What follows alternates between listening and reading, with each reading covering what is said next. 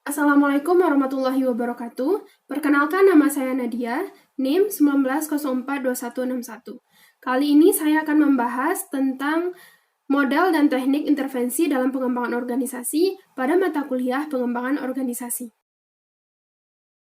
Pengembangan organisasi merupakan suatu proses perubahan atau intervensi yang diawali dari perubahan struktur dan sistem di dalam organisasi hingga penyuluhan psikoterapi yang diberikan pada individu dan kelompok yang ada di dalam organisasi dengan mengarah pada upaya perbaikan efektivitas organisasi untuk mencapai tujuan yang telah ditetapkan.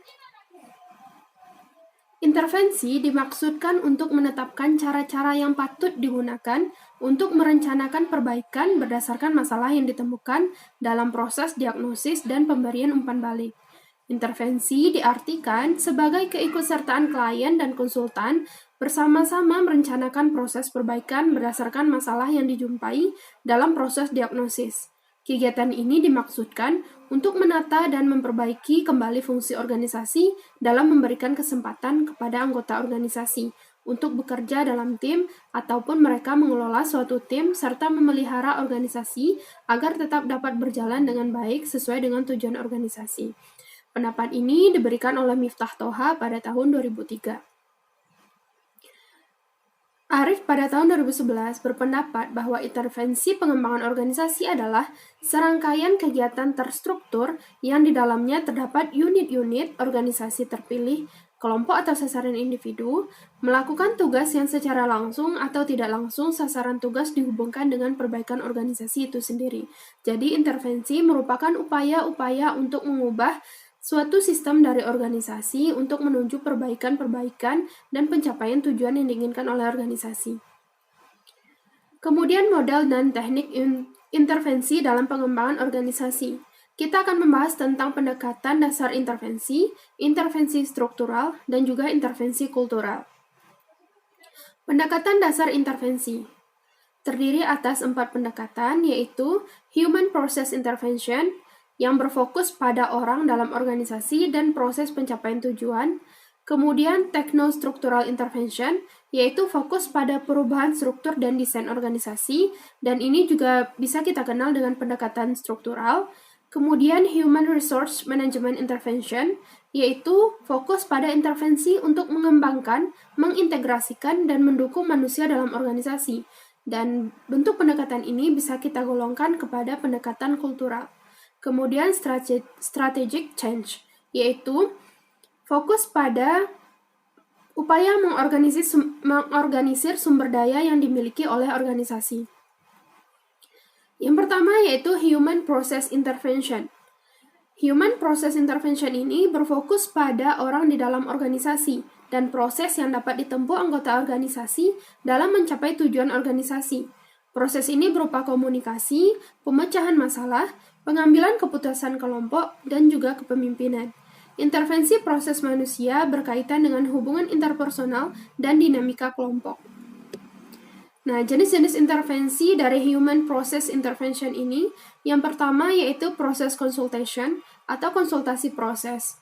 Intervensi berfokus pada hubungan interpersonal dan dinamika sosial yang terjadi dalam kelompok kerja. Proses membantu anggota kelompok mendiagnosis berfungsinya kelompok dan solusi yang tepat dalam masalah organisasi.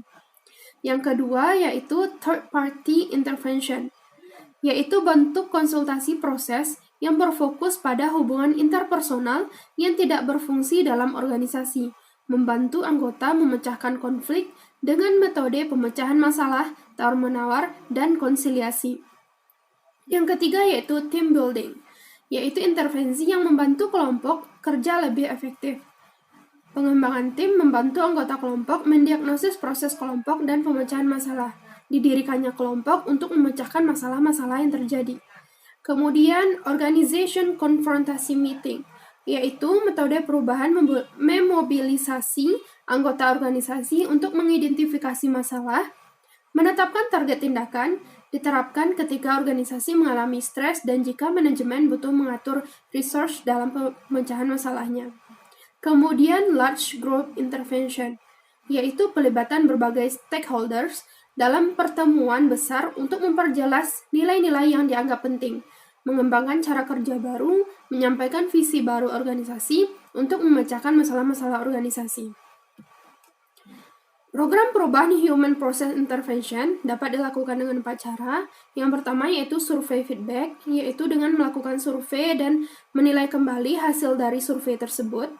Kemudian Organization Confrontation Meeting, yaitu sumber daya yang lebih berpengalaman dalam mengidentifikasi masalah.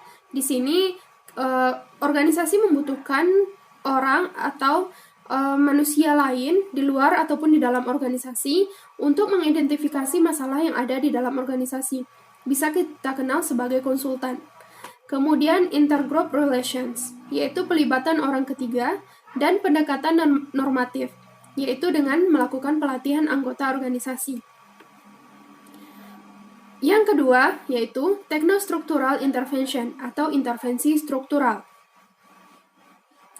Intervensi ini berfokus pada perubahan struktur dan desain organisasi. Metode intervensi cenderung pada aspek infrastruktur organisasi.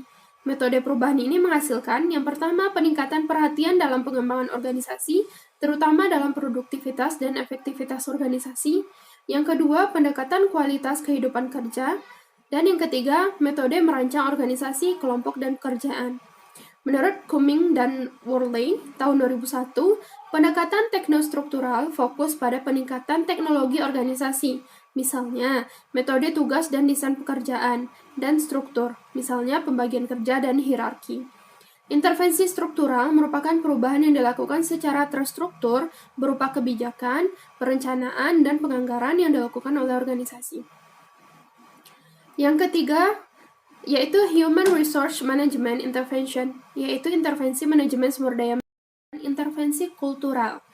Fokusnya untuk mengembangkan, mengintegrasikan, dan mendukung manusia atau orang di dalam organisasi. Programnya dapat berupa penentuan tujuan, melibatkan penentuan tujuan manajerial dan penilaian. Manajer dan bawahan secara berkala bertemu untuk merencanakan pekerjaan, meninjau prestasi, dan memecahkan masalah dalam mencapai tujuan. Kemudian perubahannya juga seperti dalam sistem penghargaan, yaitu berupa pendekatan inovatif untuk membayar, promosi, dan tunjangan seperti liburan, asuransi kesehatan, dan program pensiun. Fokus perubahan pada perencanaan dan pengembangan karir, serta manajemen stres. Intervensi kultural dilakukan dengan pengubahan kebiasaan-kebiasaan perilaku anggota organisasi. Yang terakhir yaitu strategic change. Merupakan rencana organisasi yang dilakukan untuk mencapai tujuan yang penting. Perubahan strategis termasuk dalam kebijakan organisasi seperti target, misi, dan struktur organisasi. Fokus utama yaitu pada upaya-upaya untuk mengorganisir sumber daya yang dimiliki oleh organisasi untuk meningkatkan keuntungan kompetitif dalam lingkungan. Nah, sekian materi tentang model dan teknik intervensi dalam pengembangan organisasi. Terima kasih. Assalamualaikum warahmatullahi wabarakatuh.